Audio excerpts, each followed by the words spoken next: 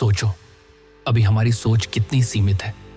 अगर मैं कहूं कि हमारी आने वाली पीढ़ी क्या क्या देखेगी, तो क्या तुम इमेजिन भी कर पाओगे? और इसमें कोई शक नहीं, आज तुम जहां भी हो, जिस भी उम्र में हो, समय के साथ हम सब सिर्फ आगे ही बढ़ेंगे। कल को तुम्हारा भी परिवार होगा, तुम्हारी भी एक जनरेशन आएगी, लेकिन फर्क तभी होगा अगर तुम समय आने से पहले ही टाइमलाइन से कट जाओ। अभी हम उतना ही सोच पा रहे हैं जितनी नॉलेज हमारे पास है।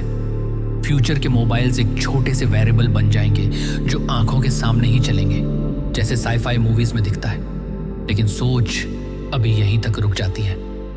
ब्रह्मांड के अंदर ऐसे सीक्रेट्स छुपे हैं जो समय से पहले रिवील ही नहीं होते। जब तक यूनिवर्स अपनी वाइब, अपना थॉट किसी ह्यूमन ब्रेन को ट्रांसमिट न करे।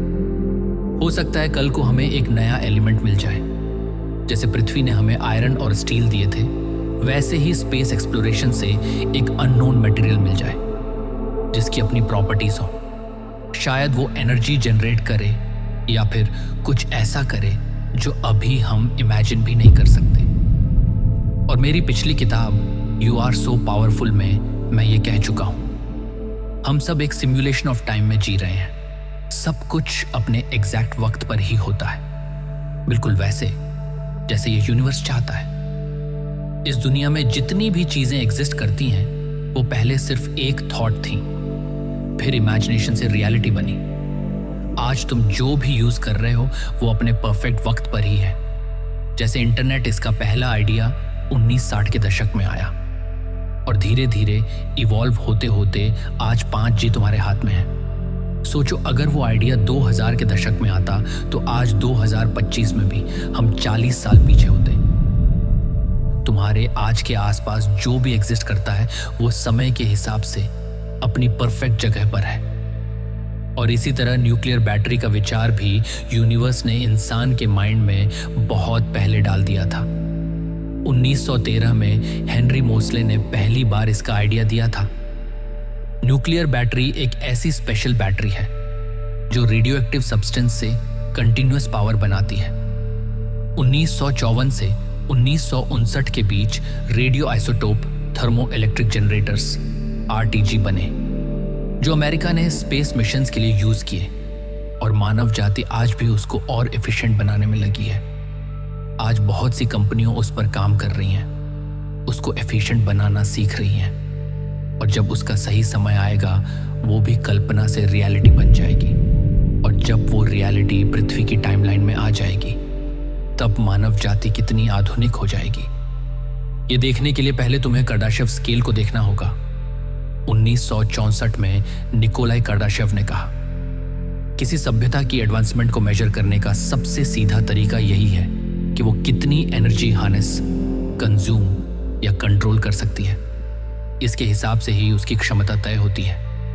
टाइप 1 सिविलाइजेशन पृथ्वी पर जितनी भी एनर्जी है वो सब हार्नेस कर सके, solar, geothermal, wind, oceans etcetera. Type 2 civilization अपने तारे की पूरी एनर्जी हार्नेस कर सके। हमारे सोलर सिस्टम का सूरज भी एक तारा ही है। समय के साथ हम आगे बढ़ेंगे ही। सोचो, अगर कभी हमें एनर्जी ट्रांसफर की टेक्नोलॉजी मिल जाए और हमने सूरज के पास कोई डिवाइस लगा दिया जो 24 घंटे 7 दिन एनर्जी प्रोड्यूस करके पृथ्वी की हार्नेस स्टोर्स में सेव करता रहे। अब थोड़ा इमेजिनेशन दिखाता हूं। अभी की लड़ाई गोलियों से और बॉम्ब से होती है। फ्यूचर में ये डिसाइड करेगा कि हमारे पास कितनी एनर्जी हार्नेस है, और हमारे वेपन्स भी एनर्जी वाले हो जाएंगे। ये इमेजिन इसलिए करा रहा हूं ताकि तुम रिलेट कर पाओ। काफी साई-फाई मूवीज में भी देखा होगा तुमने, उनकी गन्स, बॉम्ब्स सब एनर्जी से चलती नजर आती हैं, क्योंकि उनको भी कार्डाशेव स्केल के हिसाब से एडवांस्ड दिखाया गया होता है। इस स्केल में और भी टाइप्स का जिक्र है, तुम सर्च करके देख सकते हो। पर अभी हमारी मानव जाति इस स्केल पर कहाँ है पता है? हम टाइप 1 से पीछे 0.7 के आसपास है। मैंने इस चैनल की कई वीडियोस में बताया है, पृथ्वी पर जल्दी ही एक न्यू टाइमलाइन आने वाली है। पृथ्वी पर quantum computers, advanced AI, nuclear batteries, ये सब विचार एक साथ समय में उभरना, ये सब प्रूफ है आने वाले कल के। जिनसे मानव जाति और एडवांस हो जाएगी। मशीन्स को take 50% of jobs in the next 30 years. ये मेरे वर्ड्स नहीं है, ये Moshe Vardi, professor of computer science ने कहा है। हम समय को नहीं रोक सकते, समय का काम ही है परिवर्तन करना। जो आज के साइंटिस्ट मिलकर कैलकुलेशन करें तो ट्रिलियंस ऑफ ईयर्स लग जाए, और वही काम अगर एक क्वांटम कंप्यूटर को दिया जाए तो वो फ्रैक्शन ऑफ सेकंड्स में जवाब दे दे। ये ऐसा है जैसे मानव जाति ने टाइम के फ्लो को हैक कर लिया हो, समय के अंदर तेज ट्रैवल करके करेक्ट पॉसिबिलिटी बता दी। क्वांटम कंप्यूटर एक आने वाला कल है जो समय रेखा को तेज करने का दम रखता है, क्योंकि ये क्वांटम फिजिक्स के नए ट्रूथ्स रिवील कर सकता है। आज AI लिमिटेड है क्योंकि कंप्यूटिंग पावर और एनर्जी दोनों लिमिटेड है, पर सोचो अगर क्वांटम कंप्यूटर के जरिए हम क्वांटम फिजिक्स का कोई हिडन सीक्रेट जान लें और उस एक डिस्कवरी से हम फ्यूचर के AI को क्वांटम लेवल पर प्रेजेंट कर पाए, तब एक नई डिजिटल दुनिया बनेगी। एक जगह जहां हम अपनी डिजिटल मेमोरी स्टोर कर सकते हैं और अपने साथ अपना हाइपर इंटेलिजेंट AI कंपेनियन रख सकते हैं। पर जब मानव जाति क्वांटम लेवल पर छोटा होना सीख जाएगी, तब वहां की स्पेस में हम एक न्यू डिजिटल लिविंग होगी। अब तुम्हारे पास अनंत स्टोरेज होगा क्वांटम लेवल पर। तुम वहां एक मिट्टी के कण भरो, उसी लूप जैसे तुम इस ब्रह्मांड में हो, मिल्की वे में, सोलर सिस्टम के अंदर, पृथ्वी पर, पृथ्वी के अंदर। अभी अपने फोन में ये वीडियो देख रहे हो, बस फर्क इतना है, अब जो लूप आने वाला है वो डिजिटल एरा का होगा और मानव जाति उसको अपनी नई रियलिटी के रूप में देखेगी। और अगर तुम्हें ये सब सिर्फ कल्पना लगे तो समझ लो, क्वांटम फिजिक्स के असली सीक्रेट्स को इंसान अब भी बस छू ही पाया है। तुम इसे ऐसे भी देख सकते हो जैसे एक नया वर्ल्ड छुपा हो क्वांटम लेवल पे, और ये फ्यूचर क्वांटम AI बॉट तुम्हारी सेम क्लोन हो सकता है। यानी तुम मर भी जाओ पर फिर भी द क्वांटम आफ्टर लाइफ हो, तुम्हारी कॉन्शियसनेस जिंदा रहे क्वांटम वर्ल्ड में। आने वाले समय के क्वांटम मशीन्स और फ्यूचर AI इस ब्रह्मांड में क्या भूमिका निभाएंगे, इसकी झलक तुम हमारे चैनल की एक वीडियो में देख सकते हो। First digital baby is born, ऊपर आई बटन या एंड स्क्रीन पर। अब आ रही है न्यूक्लियर बैटरीज। सोचो समय के साथ जब ये हकीकत बन जाएगी, एक न्यूक्लियर बैटरी अभी सिक्के जितनी छोटी हो सकती है और हमारे नॉर्मल डिवाइसेस जैसे मोबाइल फोन्स को 5 से 10 साल तक चला सकती है। और जितनी ज़्यादा हम एनर्जी कंट्रोल करना सीखेंगे, उतनी ही उसकी लाइफ स्पैन बढ़ेगी, जहां अनलिमिटेड क्लीन पावर हमारी रोज़मर्रा की ज़िंदगी का हिस्सा बन जाएगी। तब ह्यूमैनिटी के पास अनंत ऊर्जा होगी, वो समय के गुलाम नहीं होंगे। आज अगर तुम्हें AI यूज़ करना है तो फ़ोन या कंप्यूटर चाहिए। एनर्जी इन्फिनिटी का मतलब समय में और आधुनिक हो जाना, और भी ऐसे डिवाइस आना जो हमारे आसपास हों और फ्यूचर AI से पावर्ड हों। हमारे साथ ह्यूमनॉइड्स आ सकते हैं जो हमारे साथ रहेंगे और मदद करेंगे। सामान डिलीवरी के लिए ह्यूमनॉइड ड्रोन्स हो सकते हैं। तुम्हारे घर के ऊपर एक छोटा पर्सनल एयरबेस हो सकता है जहां से ह्यूमनॉइड्स दिन रात बिना थके तुम्हारी ज़रूरत पूरी करेंगे। हॉस्पिटल में नर्स ह्यूमनॉइड्स, स्कूल में टीचर ह्यूमनॉइड्स, और ये ह्यूमनॉइड्स नॉर्मल नहीं होंगे, ये होंगे हाइपर इंटेलिजेंट। स्पेस एक्सप्लोरेशन और भी आसान हो जाएगी। इन्फिनिट एनर्जी मिलते ही बहुत सी चीज़ें पॉसिबल हो जाएंगी। न्यूक्लियर बैटरीज, AI ह्यूमनॉइड्स के साथ मार्स और दूसरे प्लैनेट्स पर सेल्फ सस्टेनिंग कॉलोनीज बनाना फीजिबल हो जाएगा। Asteroid mining, AI humanoids mining कर सकते हैं। अभी जो हम सोच भी नहीं सकते वो मुमकिन हो सकता है। और याद रखना, मैं ये सब अभी सिर्फ 3 चीज़ों की बात कर रहा हूँ: quantum computer, future AI, nuclear battery. ये एक नई हकीकत बन सकते हैं। ब्रह्मांड के और भी सीक्रेट्स रिवील होंगे जो अभी मानव जाति की सोच से बियॉन्ड है। इस सिमुलेशन में सब कुछ, ये यूनिवर्स की क्लॉक ही तो कर रही है।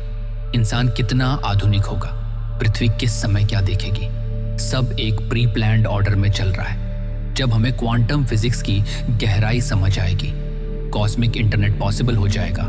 न्यूक्लियर बैटरीज और क्वांटम एंटेंगलमेंट के साथ इंसान गैलेक्टिक इंटरनेट बनाएगा जिसके स्टेशन स्पेस में होंगे।